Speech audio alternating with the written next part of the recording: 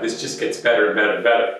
So repeatedly in revisionist history, and those of you who are fans of revision history know, I've gone after US News and colleges for all their various, but I did 2 episodes that were an attack on the rankings, particularly the absurd, hilarious thing called a reputation score, which is basically made up and which is a way of the big deal, the most prestigious colleges getting a high ranking, even if they don't deserve it. So I did this whole complicated thing about how absurd college rankings are. Fast forward 2 years, there's this scandal at Columbia, which has been weirdly undercovered in the media, where a professor, a philosophy professor at Columbia, basically does it in, I'm sorry, not a philosophy professor, a math professor, because he knows statistics, does this analysis of the statistics that his own university, Columbia, is submitting to US News. It's the basis for their rankings, and pointing out that it's absurd. Like, they're clearly making stuff up. Columbia is number 2 in the US News rankings, and this professor finds that huge sections of their kind of statistical application to US News make no sense whatsoever. They're preposterous. They're like, the number, one of the things that drives your US News rankings is the amount of money you spend on instruction. US News thinks it's a good thing to spend the maximum amount of money on teachers and things. Fine, you can argue that, but fine. Columbia University's instruction number is like an order of magnitude higher than everyone else's. So the professor's like, wait, what?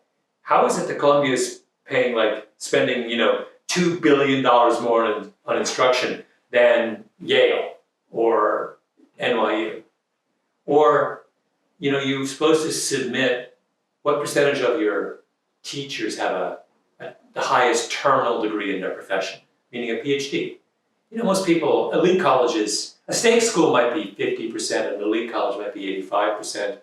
Columbia is like 100%, which if you spend 5 minutes on the Columbia website, that's not true, right? It's like nuts. So this whole thing warms my heart because my whole position is that the US News rankings are not only absurd, but morally outrageous and, make a mockery of all things statistical. So the idea that somebody is cheating at a system that is already morally and statistically bankrupt is perfect. This is like you couldn't make this up. That in order to do well at something that is hopelessly compromised morally and intellectually, what does Columbia do? They cheat.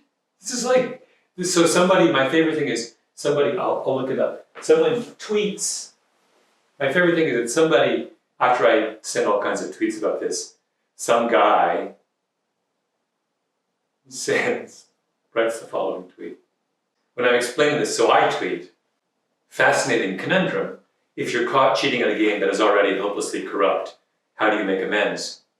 And this guy says, Gabor Holch, Hungarian, tweets at me, this reminds me of the Hungarian joke in which a convict plays cards with the guards and cheats, so they kick him out of prison, which is fantastic.